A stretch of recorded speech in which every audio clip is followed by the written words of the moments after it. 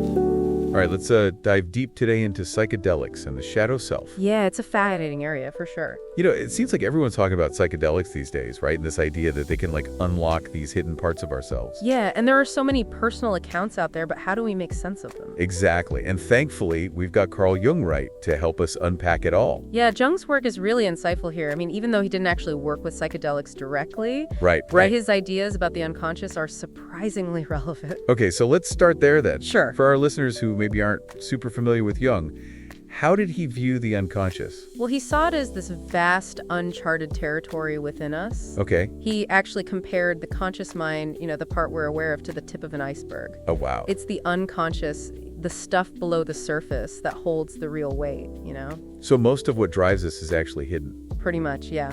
That's kind of a scary thought, isn't it? It can be, but it's also where the potential for real change comes from. Okay, I see. Jung believed that this hidden realm is populated by what he called archetypes. Okay. These universal patterns of thought and behavior that shape our experiences. Interesting.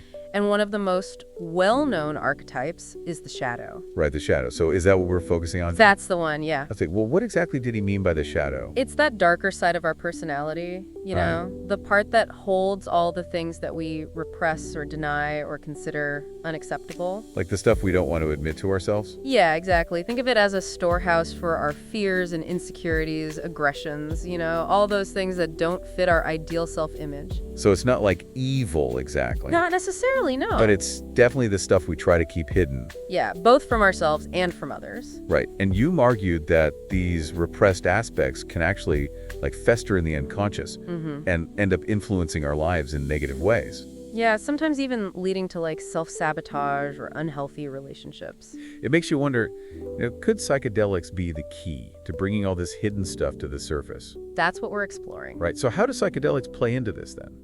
Many people who use them, especially in a therapeutic setting, report experiences that sound very similar to confronting their shadow selves. Okay, but before we go any further, I think it's really important to say that we are not advocating for casual or recreational use of psychedelics. Yeah, definitely not. These are powerful substances that need to be treated with respect. Yeah, they should be approached carefully, ideally in a safe and supportive setting with proper guidance. Right, and it's important to remember that not everyone will have a positive experience. For sure. But focusing on those potential benefits for a second, what's really interesting is the idea that psychedelics could actually speed up the process of confronting the shadow. Right, something that could take years in traditional therapy.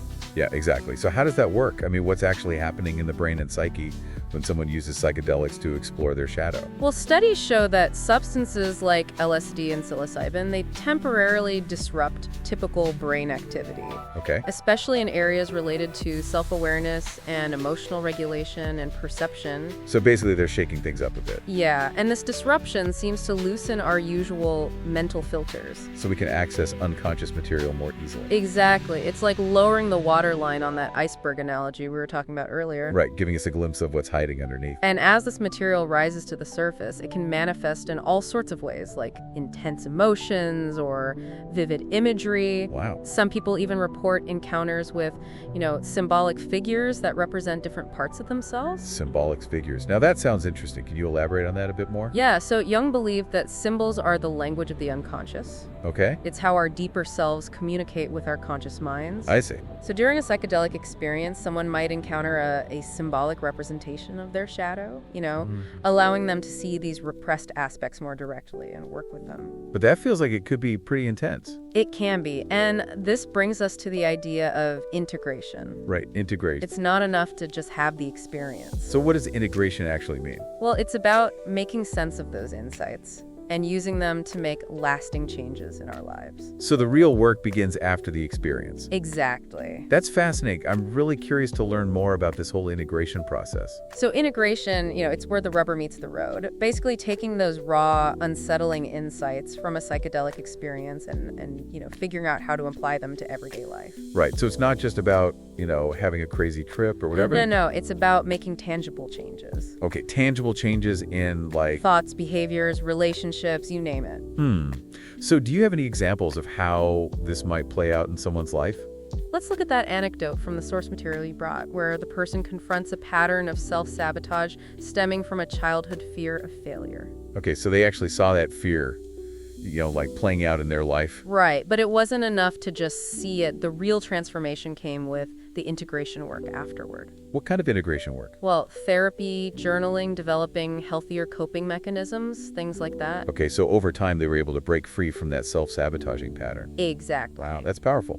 But integration can take many forms, right? Absolutely. There's no one-size-fits-all approach. So some people might use art or music. Yeah, creative expression can be really helpful. Or connecting with nature. Right, or even mindful movement practices like yoga. Okay, so it's all about finding what works for each individual. Exactly, and translating those internal shifts into actual changes in behavior. Right, and is this like a one-time thing?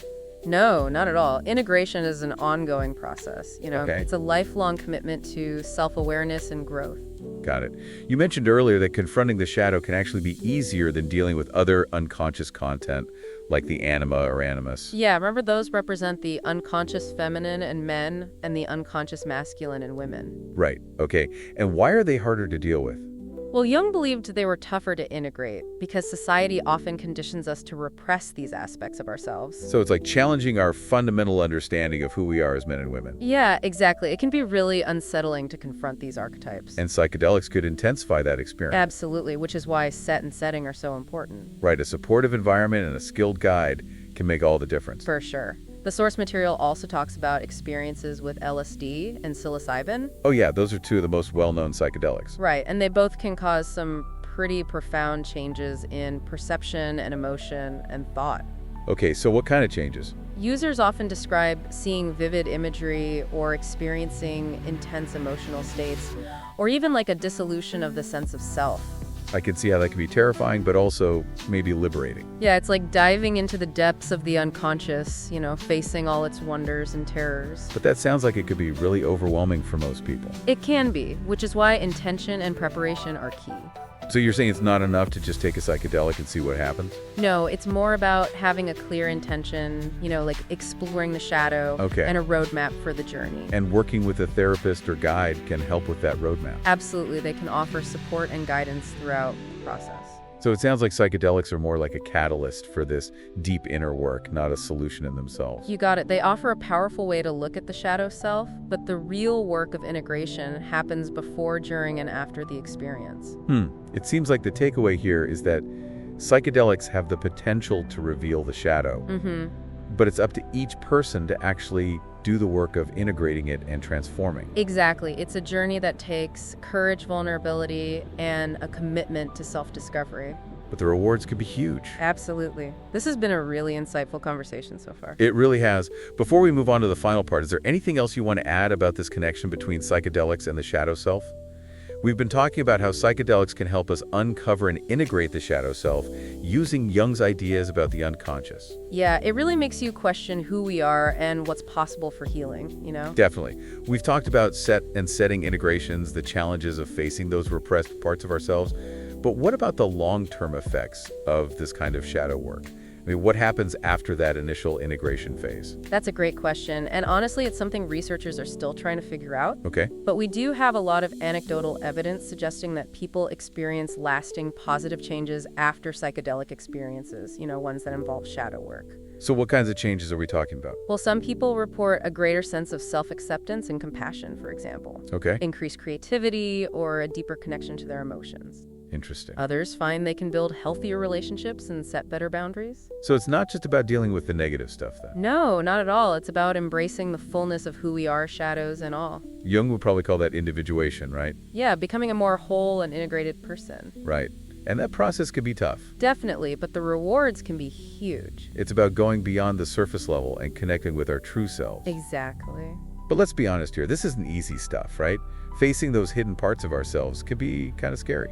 It can be, for sure, but like Jung said, the shadow holds a lot of power. Okay. And by confronting it, integrating it, we can reclaim that power and use it to grow. So it's not about getting rid of the shadow, but learning to work with it. Yeah, it's a part of who we are, and by embracing it, we can tap into our creativity, compassion, even wisdom. That's a powerful thought, I think.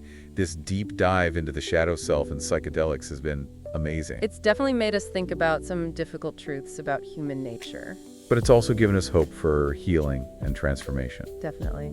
As we wrap up, is there anything else you'd like to highlight about the potential of this kind of work? I think it's crucial to remember that this is really just the start of a much bigger conversation. Yeah. Psychedelic research is still pretty new, and we have so much more to learn about the benefits, the risks, the ethical consideration. We've only scratched the surface here. But hopefully this deep dive has sparked your curiosity and inspired you to keep exploring these ideas. And to remember that the truth is within us, right? Maybe the journey of self-discovery is the most important one we can take. Well said. Thank you for joining us on this deep dive into the shadow self. It's been a pleasure. Until next time, keep exploring, keep questioning, and keep diving deep.